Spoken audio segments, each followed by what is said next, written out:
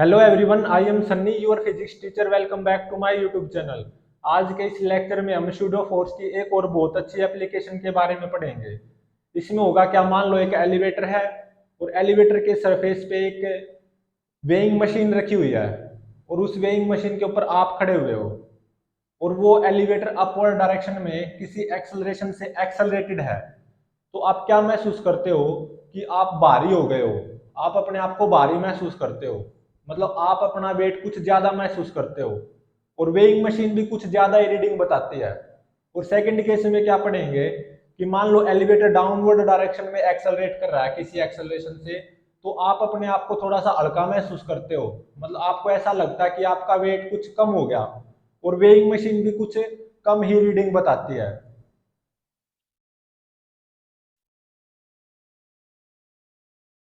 तो मान लो acceleration due to gravity near the surface of earth g है और वो कितनी होती है वास्तविकता में 9.8 metre per second square.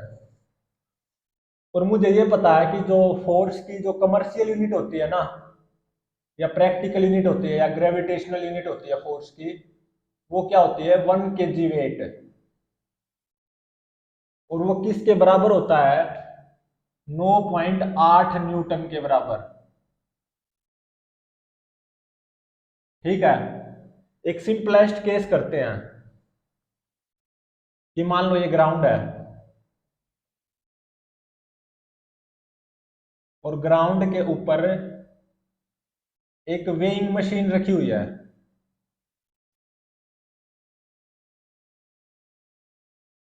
Weighing machine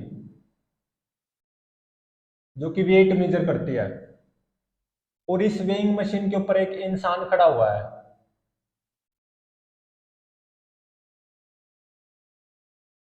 जिसका मास कितना है एम। एम मास है इसका। ठीक है,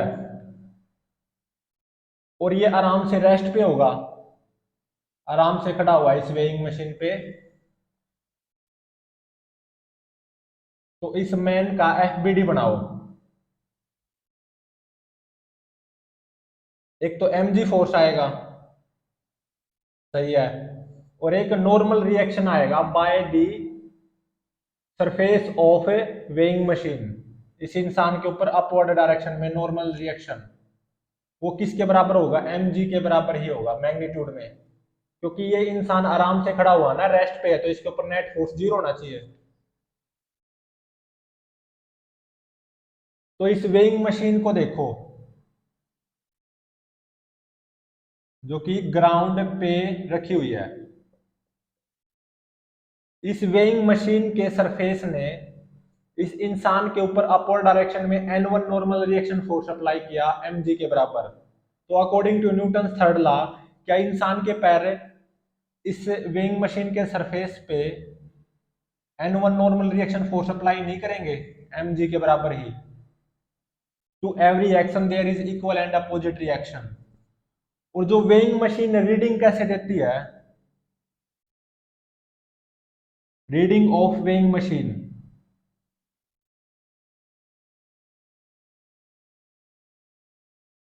वेइंग मशीन रीडिंग कैसे देती है,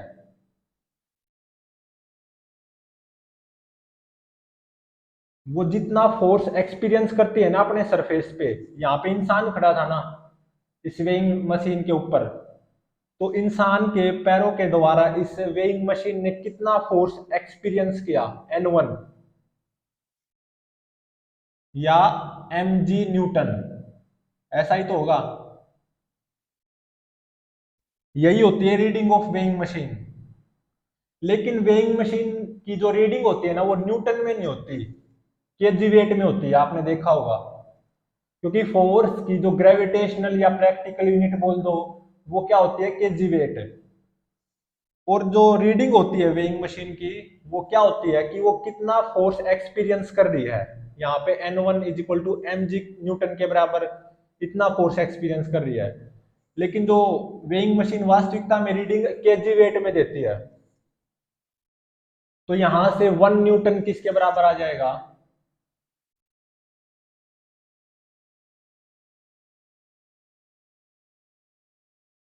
1 बाय में 9.8 के जी वेट, ऐसा ही तो होगा। यहाँ पे न्यूटन की जगह क्या पुट कर दो, 1/में 9.8 के जी वेट, तो ये क्या हो जाएगा, mg डिवाइडेड बाय में 9.8 के जी वेट, और जी कितना है 9.8, तो यहाँ पे जी की जगह मैं 9.8 पुट कर सकता हूं, तो जी की जगह 9.8 पुट करूंगा तो 9.8 से 9.8 कैंसल, तो जो रीडिंग आएगी वेइंग मशीन की इस केस में वो कितनी होगी, m के जी वेट। मान लो फॉर एग्जांपल इस मैन का मास कितना है m, और वो कितना है 60 के जी, तो इस वेइंग मशीन की रीडिंग क्या होगी, रीडिंग ऑफ वेइंग मशीन इस केस में वो क्या होगी, m की जगह 60 पुट कर दो बस, तो 60 के जी वेट,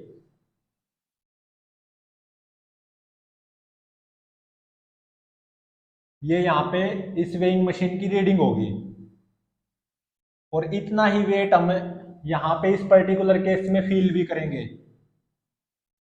यही क्या होगा, फील बाय अस।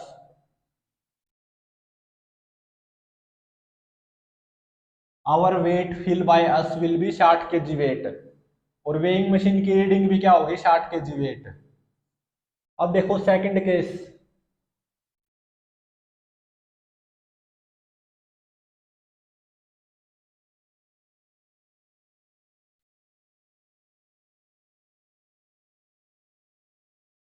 मान लो एक एलिवेटर है,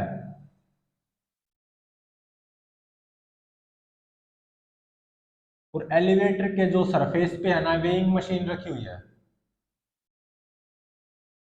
और इस वेइंग मशीन पे एक इंसान खड़ा हुआ है, ठीक है, इस इंसान का मास कितना है m,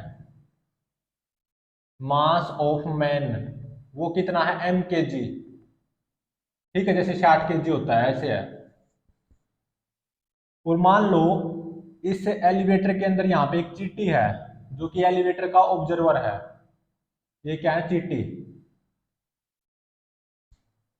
और ये इंसान जिसका मास m है वो इस वेइंग मशीन के ऊपर खड़ा हुआ है, और ये मान लो ये एलिवेटर अपवर्ड डायरेक्शन में कांस्टेंट वेलोसिटी से चल रहा है, चाहे अपवर्ड डायरेक्शन में हो चाहे डाउनवर्ड डायरेक्शन में हो, मतलब इस एलिवेटर का एक्सेलरेशन जीरो है, कहने का मतलब कांस्टेंट वेलोसिटी से चल रहा है ये एलिवेटर, चाहे ऊपर की तरफ मान लो या नीचे की तरफ मान लो, मतलब एक्सेलरेशन क्या है इस एलिवेटर का जीरो, ठीक है, मतलब ऐसा मानो, या तो ऐसा मानो कि ये एलिवेटर अपवर्ड डायरेक्शन में कांस्टेंट स्पीड से चल रहा है तो भी एक्सेलरेशन जीरो होगा, या ऐसा मान लो कि एलिवेटर डाउनवर्ड डायरेक्शन में कुछ कांस्टेंट स्पीड से चल रहा है, दोनों ही केस में क्या होगा, एलिवेटर की वेलोसिटी कांस्टेंट होगी, तो उसके कारण एलिवेटर का एक्सेलरेशन जीरो होगा।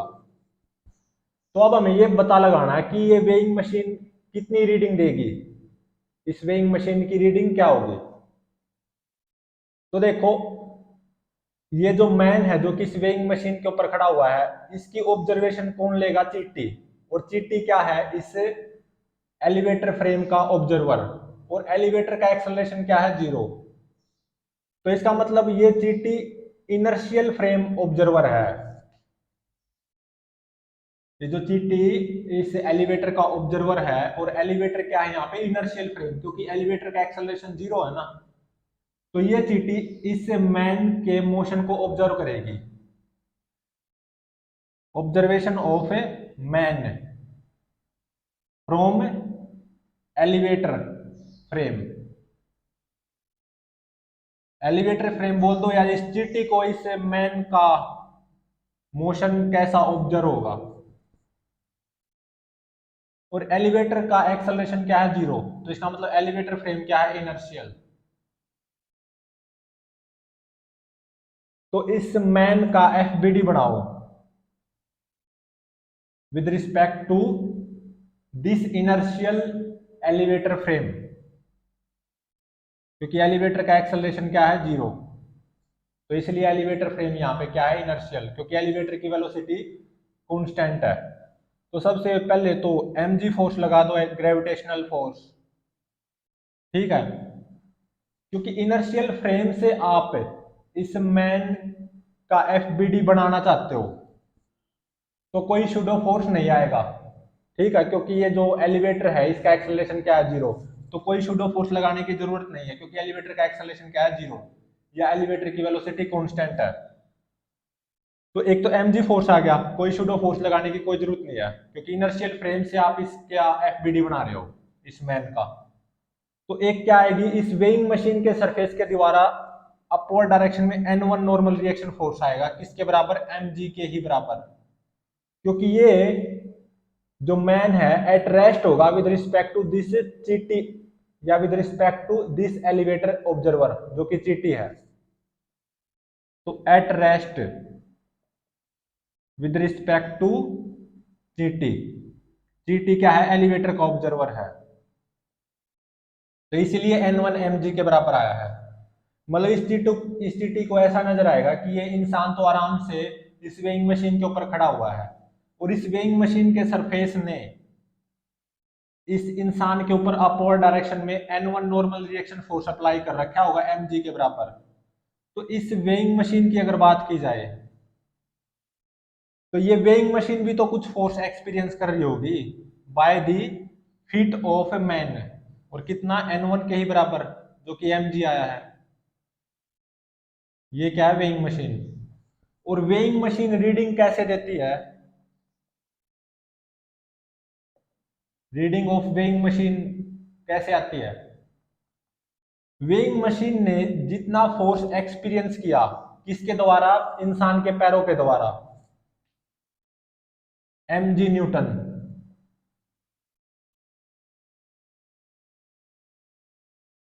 एम जी, एक न्यूटन किसके बराबर होता है, 1 में 9.8 के जी वेट।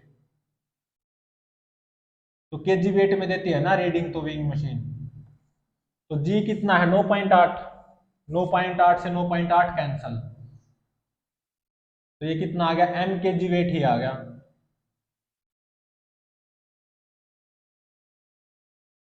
तो ये इस वेइंग मशीन की रीडिंग होगी जब हमारे एलिवेटर का एक्सेलरेशन क्या होगा, 0।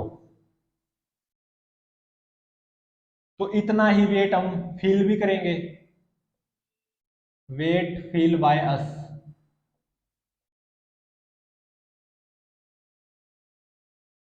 मतलब इस पर्टिकुलर केस में जब एलिवेटर का एक्सेलरेशन 0 है, तो हम ना तो अपने आप को भारी महसूस करेंगे और ना ही हल्का महसूस करेंगे, कुछ वैसा ही महसूस करेंगे जैसा कि ग्राउंड पे करते हैं, ठीक है। तो यही वेट फील बाय एस होगा, और यही क्या होगी, reading of this weighing machine. तो वेइंग मशीन की रीडिंग में भी कोई बदलाव नहीं आया, एम के जी वेट ही आई। कब है, जब इस एलिवेटर का एक्सेलरेशन क्या हो, 0। अब नेक्स्ट केस देखो,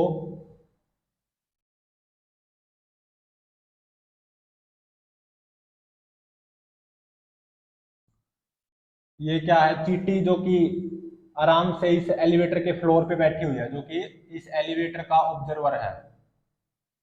इस केस में क्या है कि हमारा एलिवेटर अपवर्ड डायरेक्शन में ए एक्सेलरेशन से एक्सेलरेट कर रहा है, या ऐसा भी हो सकता है, बात सेम ही आएगी, रिजल्ट रिजल्ट सेम आएगा, वेइंग मशीन की जो फाइनल रीडिंग आएगी ना वो सेम आएगी। कैसा हो कि हमारा जो एलिवेटर डाउनवर्ड डायरेक्शन में रिटार्ड कर रहा हो, ए रिटार्डेशन से।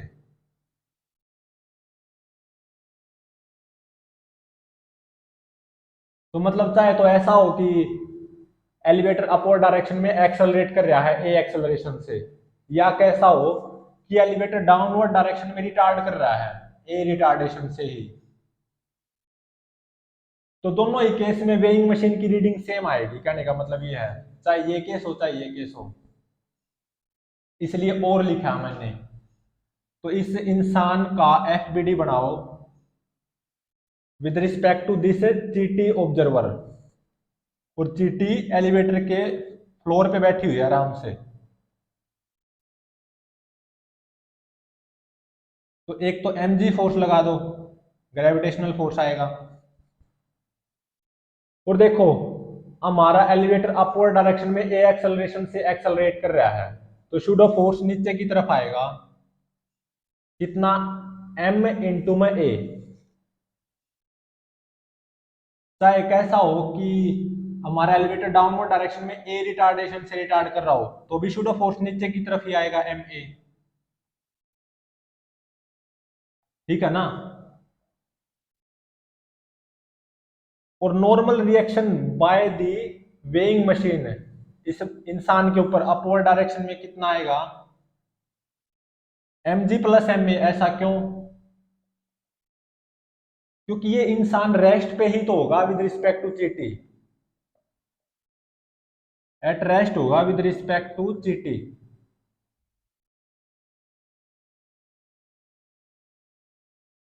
ये चीटी क्या है, इस एलिवेटर फ्रेम का ऑब्जर्वर, और एलिवेटर एक्सेलरेटेड है, तो इसका मतलब शूडो फोर्स लगाना अनिवार्य है। और इस चीटी को ये इंसान आराम से रेस्ट पे ही नजर आएगा हमेशा इस वेइंग मशीन के ऊपर खड़ा हुआ। इसीलिए N1 किसके बराबर आया है, m g plus m a. इस इंसान का एफ बी डी बनाया है with respect to this elevator frame observer या विद रिस्पेक्ट टू चीटी, तो इसीलिए N1 किसके बराबर आया, m g plus m a. तो ये जो वेइंग मशीन है ये भी कुछ फोर्स एक्सपीरियंस कर रही होगी by the feet of a man, और कितना, N1 के बराबर ही। By Newton's third law, to every action there is equal and opposite reaction, m g plus m a, तो एम को ले लो जी प्लस ए। ठीक है। तो रीडिंग ऑफ वेइंग मशीन वो क्या आएगी,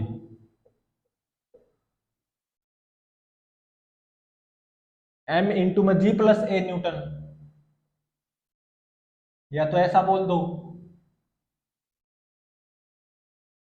लेकिन जो वेइंग मशीन की रीडिंग होती है वो केजी वेट में होती है।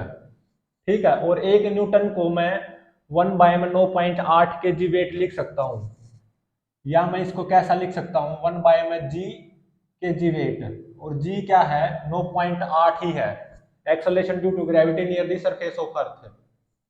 तो वेइंग मशीन की रीडिंग ये तो न्यूटन में आई है, लेकिन वास्तविकता में वेइंग मशीन केजी वेट में बताती है रीडिंग।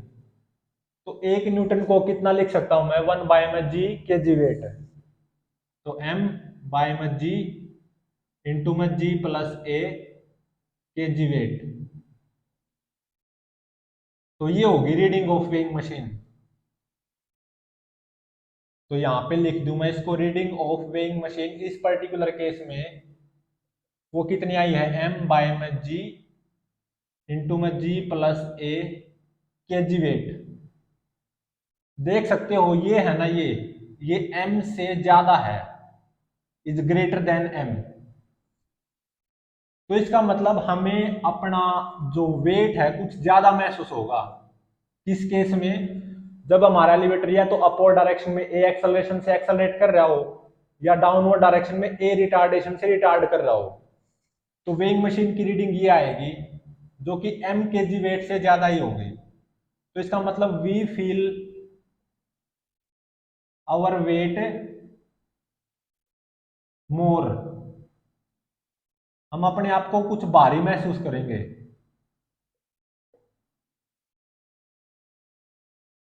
हम अपना वेट कुछ ज्यादा महसूस करेंगे, मतलब हमें ऐसा लगेगा कि हम तो भारी हो गए हमें।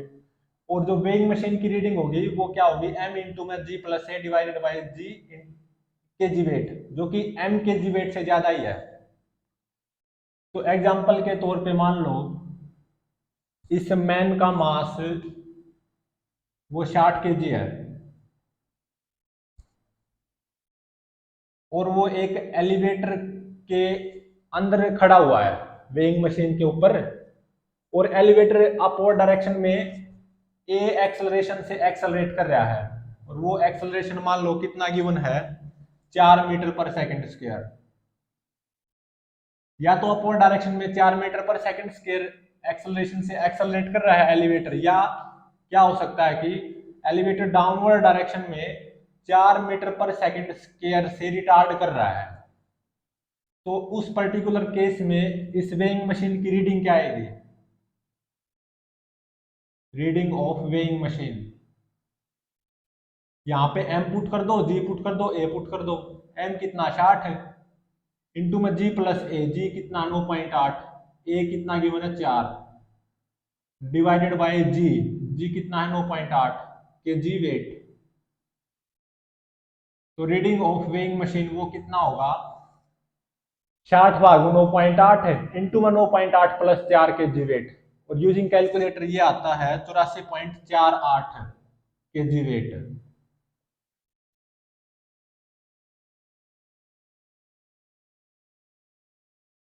मतलब हम अपने आप को भारी महसूस करेंगे, मुझे अपना वेट कितना महसूस होगा? 84.48 के जी वेट, और यही रीडिंग वेइंग मशीन की भी होगी।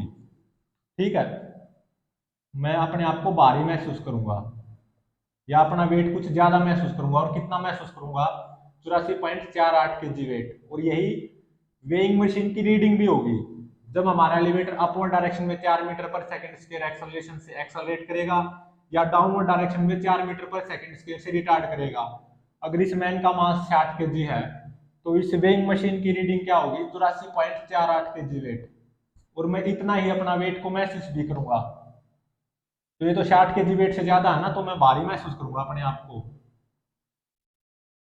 अगर मैं एग्जांपल दूं, कुछ कैसा महसूस करूंगा? ग्राउंड पे एक इंसान है जिसका मास कितना है? 84.48 के जी। वो जैसा महसूस कर रहा होगा ना, ग्राउंड पे खड़ा है तो आराम से, बिल्कुल वैसा ही भारीपन मैं यहां पे महसूस करूंगा इस पर्टिकुलर केस में।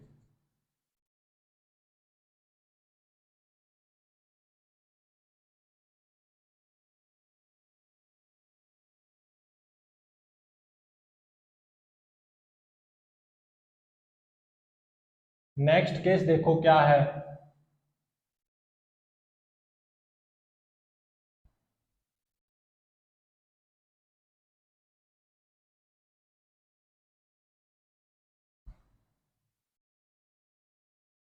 कि मान लो हमारी जो एलिवेटर है ना, वो अपवर्ड डायरेक्शन में ए से रिटार्ड कर रही है। रिटार्डेशन कितना है? ए। या डाउनवर्ड डायरेक्शन में ए एक्सेलरेशन से एक्सेलरेट कर रही है।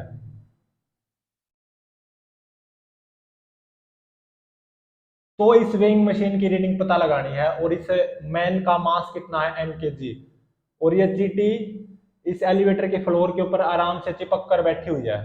ठीक है, और ये ए जी से कम भी होना चाहिए। ऐसा क्यों, बाद में पता चलेगा। इस पर्टिकुलर केस में ए की वैल्यू जी से कम होनी चाहिए। हमारा एलिवेटर डाउनवर्ड डायरेक्शन में ए एक्सेलरेशन से एक्सेलरेट कर रहा है, या ऐसे बोल लो अपवर्ड डायरेक्शन में ए से रिटार्ड कर रहा है, और ए जी से कम होना चाहिए। तो इस वेइंग मशीन की रीडिंग बताओ क्या होगी? इस मैन का एफ बी डी बना लो with respect to GT observer.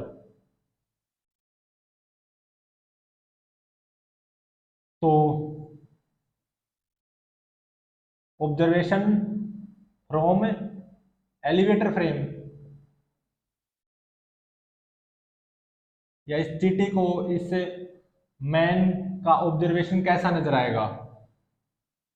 या चीटी फ्रेम बोल दो, या एलिवेटर फ्रेम, क्योंकि चीटी एलिवेटर के अंदर आराम से बैठी हुई है चिपक कर उसके फ्रेम, उसके फ्लोर से, एलिवेटर के फ्लोर से चिपक कर चीटी आराम से बैठी हुई है। या तो एलिवेटर फ्रेम बोल दो या चीटी फ्रेम। और एलिवेटर डाउनवर्ड डायरेक्शन में ए एक्सेलरेशन से एक्सेलरेट कर रहा है, या ऐसे बोल दो अपवर्ड डायरेक्शन में ए से रिटार्ड कर रहा है। बात सेम है, वैसे तो बात अलग अलग है, लेकिन रिजल्ट सेम आएगा, कहने का मतलब। तो एलिवेटर फ्रेम क्या है यहाँ पे? Non inertial frame. तो एक तो इस इंसान पे mg फोर्स आएगा, वो तो नेचुरल है, ग्रेविटेशनल फोर्स। और मैं इस चीटी के विद रिस्पेक्ट टू इस इंसान के मोशन को ऑब्जर्व कर रहा हूं, तो एक सूडो फोर्स आएगा अपवर्ड डायरेक्शन में। कितना m इंटू में a, ये क्या है सुडो। ठीक है, ग्रेविटेशनल फोर्स सुडो फोर्स। अब देखो a g से कम है तो इसका मतलब ये सुडो फोर्स m g से क्या होगा, कम होगा। तो इस सुडो और इस एम जी, इन दोनों का रिजल्टेंट नीचे की तरफ आएगा, कितना m g minus m a. तो यहाँ पे सुडो फोर्स भी शामिल है एक तरह से। सुडो फोर्स एम ए और एम जी ग्रेविटेशनल फोर्स, इन दोनों का रिजल्टेंट नीचे की तरफ आएगा, m g minus m a. M common लोगे तो एम इंटू में जी माइनस ए आ गया। तो इसमें एम जी फोर्स भी शामिल है और सुडो फोर्स भी शामिल है। एम जी और एम ए जो सुडो फोर्स है, इन दोनों का रिजल्टेंट है नीचे की तरफ एम इंटू में जी माइनस ए, क्योंकि ए जी से कम है ऐसा इसलिए है। इन दोनों का रिजल्टेंट नीचे की तरफ आएगा, क्योंकि ए जी से कम है तो एम जी और सूडो जो एम ए आया था, इन दोनों का रिजल्टेंट नीचे की तरफ आया है। इसका मतलब ये मैन रेस्ट पे होगा विद रिस्पेक्ट टू चीटी, इसलिए normal reaction bye weighing machine इस मैन के ऊपर ऊपर की तरफ आएगी, कितनी एम इंटू में जी माइनस ए। तभी तो इस मैन के ऊपर net force with respect to चीटी फ्रेम क्या होगा, जीरो। तो ये मैन एट रेस्ट होगा विद रिस्पेक्ट टू चीटी।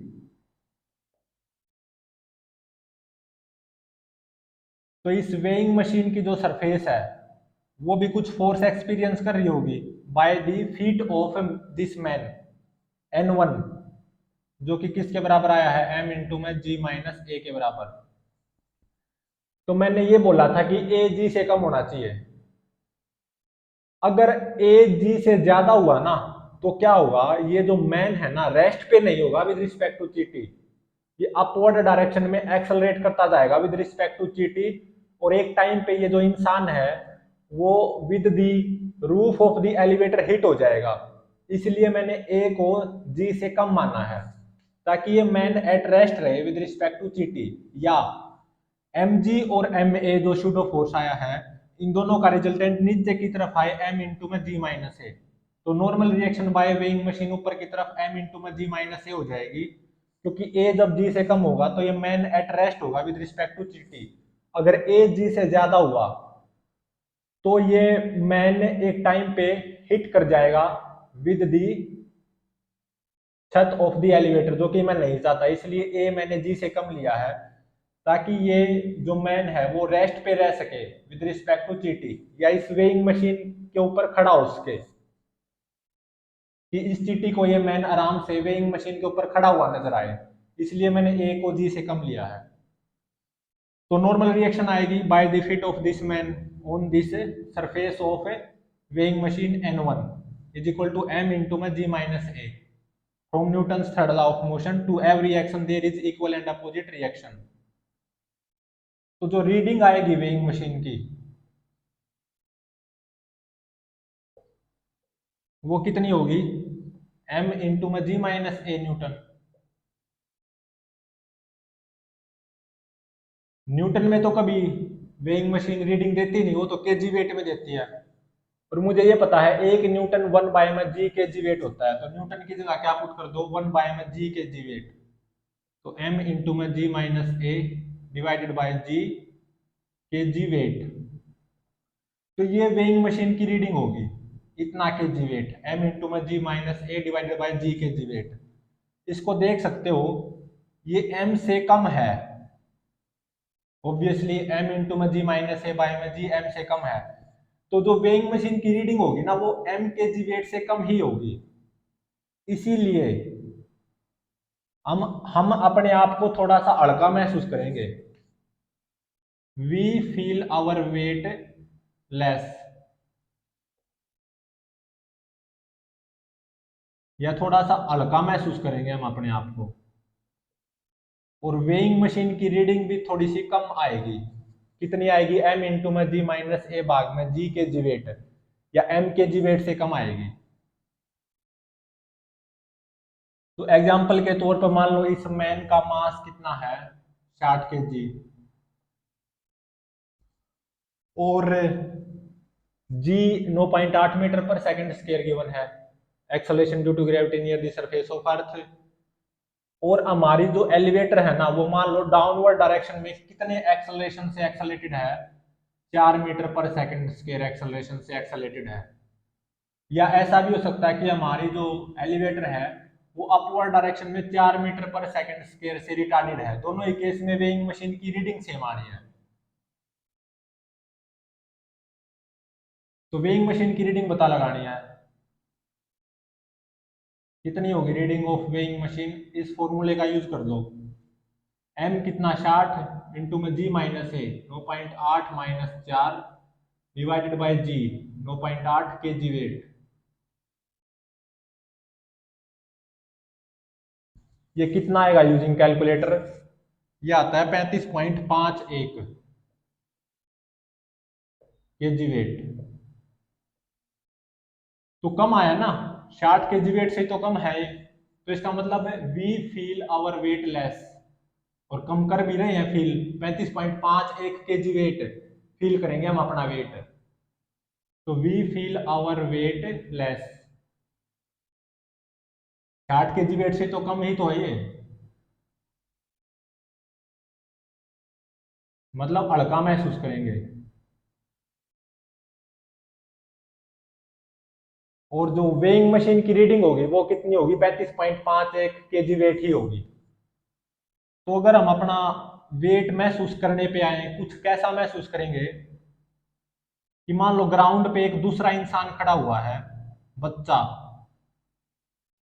जिसका मास कितना है 35.51 के जी।